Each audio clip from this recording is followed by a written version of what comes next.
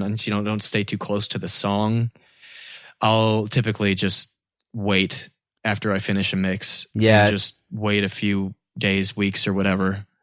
Yeah, time is try the best. To unfamiliarize myself. The best way to become objective. I've found also, time away. But I'm assuming you'll have to reference on like all kinds of speakers and stuff as well. Yeah, totally. And you know what's gotten rid of a lot of that? SonarWorks. Nailed it. Yeah, man. And I still obviously reference on tons of stuff, but the amount of revisions I have to do for myself are insanely lower. That's awesome. Just a massive amount of literally, like I said earlier, there are very few things that'll change your skill level overnight. SonarWorks is one of those things. Yeah. Or the ARC system. It's interesting. I actually just moved into a new studio like a week ago. I was in a space and construction started and I just like couldn't work anymore. And so I just moved the studio into my home. Yeah, and so I had this acoustician that built my previous place, and I brought him in. He's like, hey man, can you just like move the acoustic panels you built for me? Like, I don't have a ton of money right now. Like, could you help me out with that? And he's like, listen man, for like twice the price. So if you ever move it back to the other place, I'll build you a new place. I have like new materials I've been working with. It's like it's been like 6 years. So, and I've like gained a lot of knowledge or whatever. So anyways, right, sure. I'm in this new place and the freaking bass response is so tight. Just coming out, like I'm hearing, like I just started a mix and I could hear like that the kick and the bass were not in the right zone. Like I've never heard in my previous studio before. It was like instant, like, oh, the kick and the bass are clashing. And I'd never heard it like that. Like I'd never had that. Oh, wow. I never had like a moment of that much clarity of just like, oh yeah. And they're both hitting at 60 hertz. Let's change the bass. Like it was instant. Let's duck one of them. Yeah, totally. It was yeah. Absolutely, man. And it's so important, especially the low end, man. That new thing, that new like point of reference. Yeah. Absolutely. I totally get you.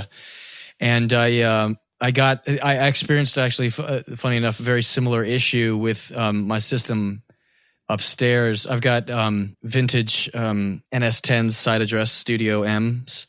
Mm-hmm. And I found, now not a lot of people know this, but when you used to buy NS10s back in the day as a consumer level, they came with a subwoofer. And the subwoofer is called the NSW2. Okay. And I found one online and snagged it a long time ago. Was it cheaper than the MIDI converter or? Yeah. Actually, they're about the same. The MIDI cables, by the time they were all said and done, came out to just around $200 and had it shipped. And that's all not that bad kind for of a stuff. subwoofer. Yeah. And it's because no one really uses it, and I ended up seeing why. It's got a really high crossover because it was never meant for professional level grade stuff. And then the NS10s roll off at like 60, 70, or whatever, 80, 60, whatever they start to roll off at. But this thing rolls off at like 100, 120. So there's this large spike, and you can see it in my SonarWorks where there's this huge, right around where the impact of a kick would be, like the punch. Like 100 hertz or something. Yeah, exactly, around 110, 100, 120.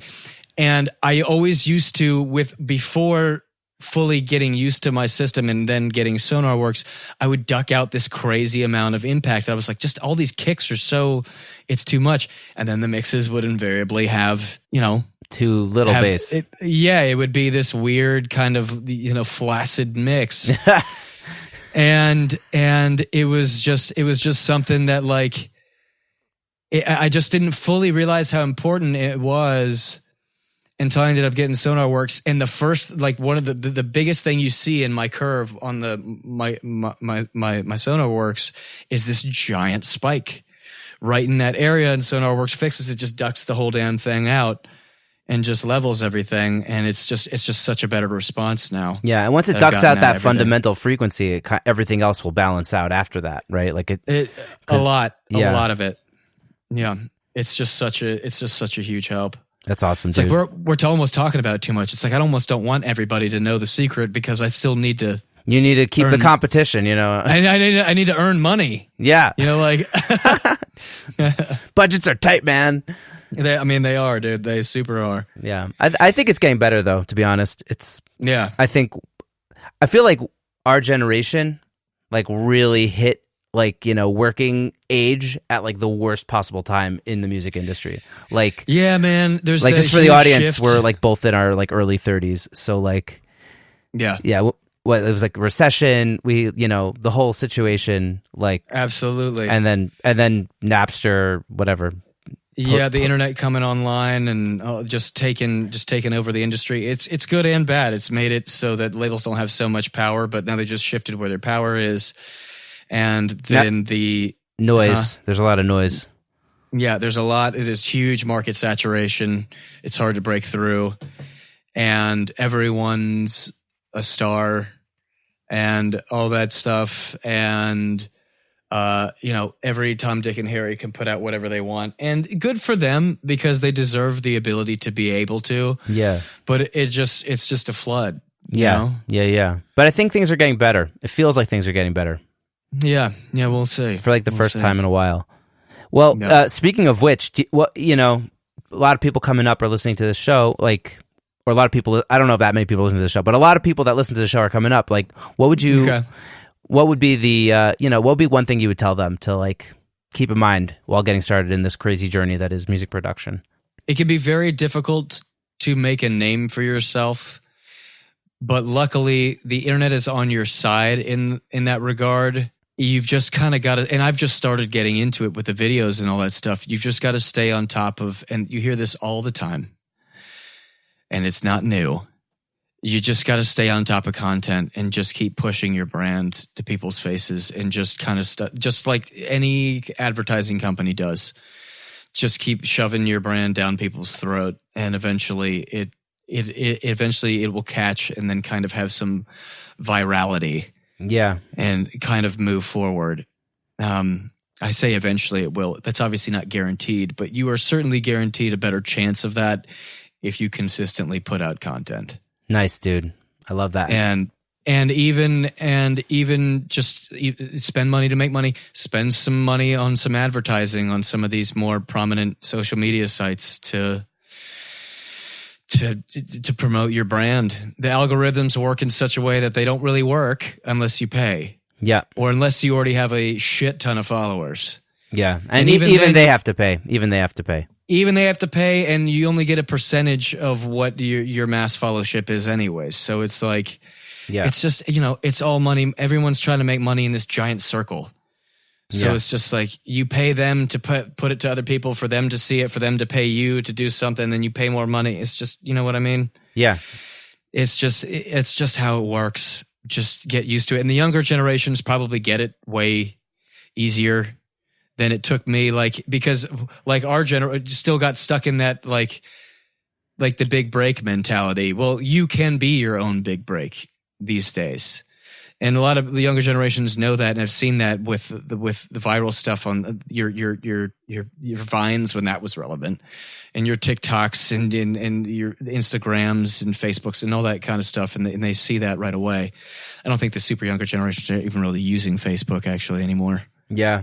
Anyways, so just stay on top of the content, really. I love it. Awesome. Yeah. How can our audience find out a bit more about you? I'm on SoundCloud as Agent Method. I'm on Spotify as Darrick Atwater, and a separate profile called Agent Method.